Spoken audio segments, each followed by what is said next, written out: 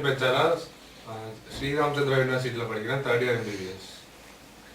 Vanakkam, நான் Srinivasan. I'm studying in Sri Ramchandra University, third year MBBS. வணக்கம், நான் Sunderaraman, third year Biomedical Engineering, Anna University. Recently, we had met in a college fest. So Sundar vande appoda we met and we became really good friends.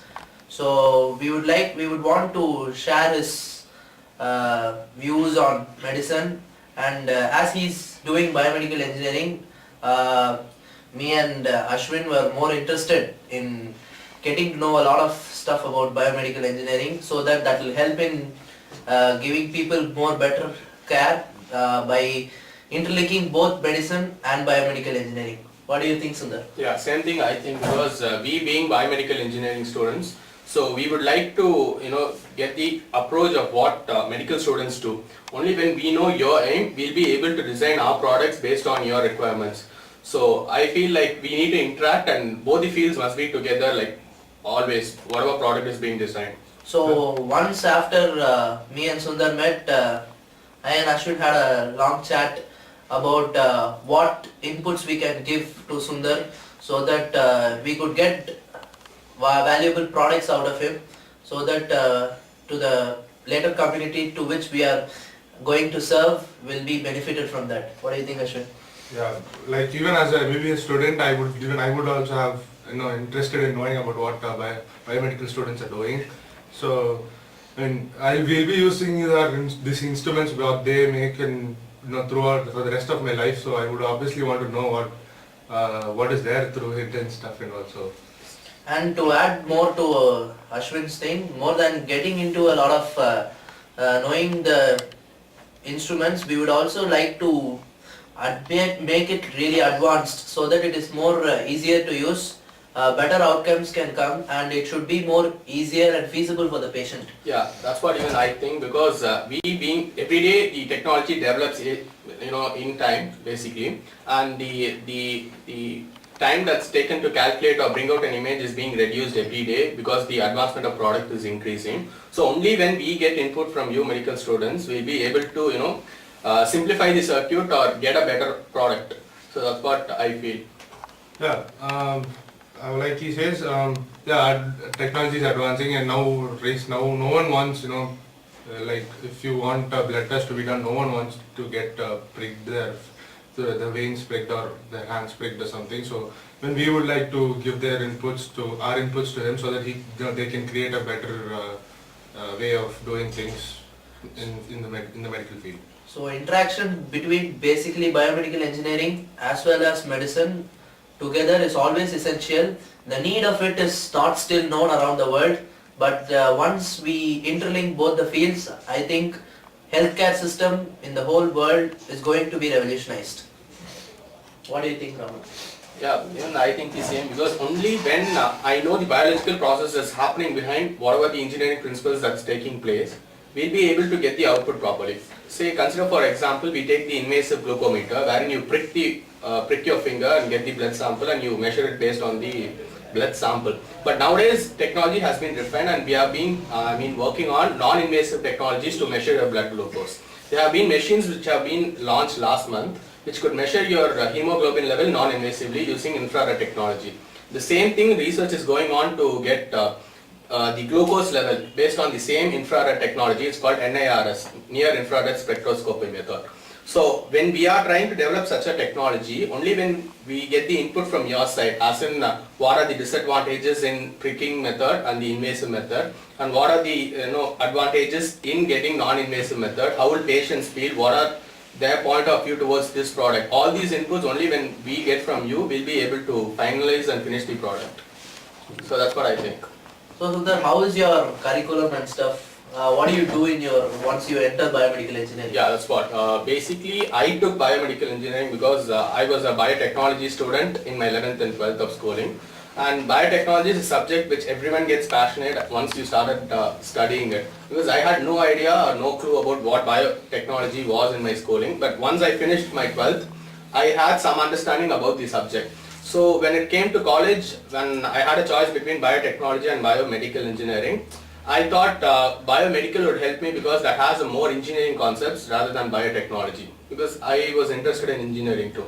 So in biomedical engineering, basically it's a mix of electronics and your life sciences paper.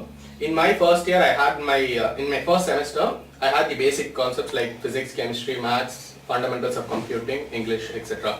And from second semester, we got the life sciences paper and all. So we had 4 circuit subjects and 2 life sciences paper like anatomy and physiology and medical you physics. guys learn anatomy and physiology? Yeah, we had one paper. How like you guys like learn anatomy, everything with the Actually, practical anatomy stuff? and physiology put together is one paper only. So it's like we learn only a glimpse of every topic on whatever you guys study in anatomy.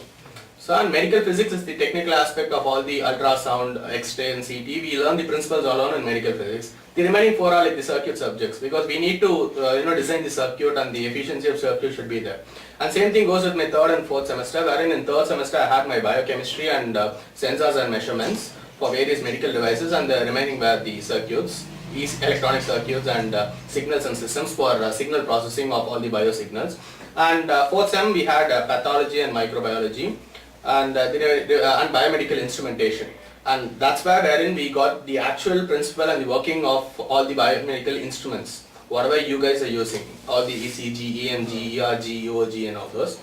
And in 5th semester we had all technical papers on signal processing and image processing. So that's what as of now we have been learning. So once you have learned both your engineering parts, certain engineering stuff and certain medical stuff, Okay. what do you think is more needed from a medical point of view so that you can... What do you need from us exactly? Basically that's what we need, the more in-depth concept of the biological concept, because we don't have doctors in our institutions. We do only have engineers who are well trained in circuits, signal processing, and they aim at getting the proper output of the circuit. That's what we are doing. So Ashwin, I think we should make some creativity so that both the streams can meet together very often. So that it's a wonderful thing if you and similarly, when you come out with all the disadvantages of the current existing machine of ECG, EEG, I am just telling an example of these. So what do you think of conducting seminars or CMEs where biomedical engineering and medicine is interlinked and topics can be done? Yeah, I think that would do. That will bring an interaction and people will get to know about what both streams are. So I guess that would help. And you did mention about something about medical physics. Yeah, we have a subject in second semester wherein... what exactly you do? Yeah, what do you study? Medical physics is basically the principle put together. Principles of whatever instruments we are going to design. As an example, X-ray. What is the principle of X-ray? What will be the principle of ultrasound, the piezoelectric crystal and all those. But you don't guys have anything? Yeah, we do. I mean, it's a very basic knowledge what we have though. Okay. Ours is more of biologically oriented where we get into the biological stuff of, suppose we would take example of an ECG. Okay. We don't exactly study about what electrode is being placed or something. Okay. We more and like learn where to place it and how to interpret an ECG graph. Okay. What we do is we choose the correct electrodes. The placement is of course your side, and what kind of electrodes will pull up the maximum amount of electrical signals that being generated by the heart, and then we are interested in the signal processing.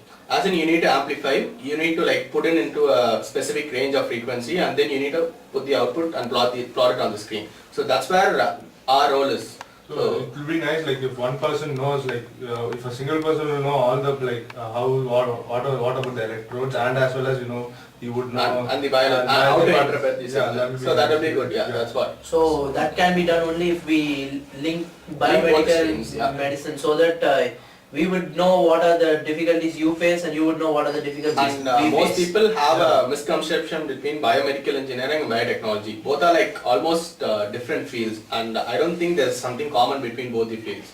So people must be aware that biomedical engineering is separate and biotechnology is separate. Yeah. Consider 20 years from now, you guys are doctors and I'm also an engineering professional.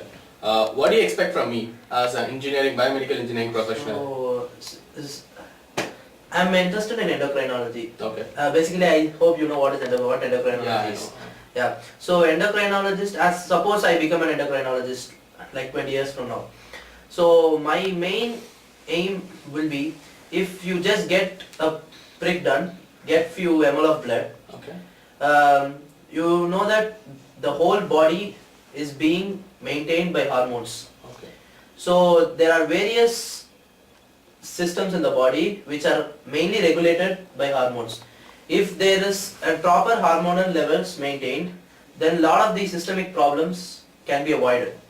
So I would like to get some product such that you can measure hormonal levels of different hormones, and so that the interlinking between each hormone can be done, so that a lot of specific systemic problems can be solved. Okay, so I have to a little more study Yeah, you about have that. to have a study on that, Yeah, so that you can devise something such that the hormones levels can be assayed very minimally invasive, because it's expensive these days to do each, like for example, if you take a thyroid test, you have to do a thyroid test separately, and if there is another hormone called as cortisol, if you want to measure the levels of cortisol, you have to do another test. Okay. So each test is expensive both for the patient and even for the doctor. If we want to assess an overall condition, you can't just order a lot of investigations. So it will be very useful if we could get one investigation done where we can get the levels of all the hormones. Okay, that's a good idea. And Like, for me, like I'm referring to a surgical field. Like in 20 years from now, you will be mostly seeing me in a surgical field. So that in that issue, like robotic surgery. okay. So that's a trending thing. Yeah, I I would- I would- even the Apollo hospitals have started something called Yeah. instead of robotic surgery. Yeah. I guess. So like, what I would see, like I would want is like I can sit home and just Just operate. Then instruct give the the commands. give the I commands mean, and yeah, most of the machines are being automated in these days, and I guess the technology will keep developing in the 20 years from now, I guess. So I'm sure we can be a part of it. So being professionals in both different streams of sciences, we need to do something for our country, because India has a lot of resources towards studies and as well as in other aspects. So what do you think you can do for the country? As for the country's point of view, now the research is what is one of the most important need which is there now. So we have to open up a lot of research centers. So as we have discussed now, since if it would be more feasible to get valuable products by integrating both our streams, it would be good to open research centers where biomedical engineers as well as medical professionals work under the same roof. India's own research. Yeah, India's own Yeah. research. That So would that's be what, good. even I get an idea to maybe we can start a company such that all the talented people in both the streams come together and we design a product or something. So in this way we can reduce brain drain in India, because people are migrating to USA because they have better opportunities. Once when we provide them in our own country, I guess we can be a part of the development of the country. So that's what I feel. Yeah. What I feel like for the country as such, the basic need for the country right now is doctors. So basically, like we need to be better doctors. That would itself do a major contribution to the country.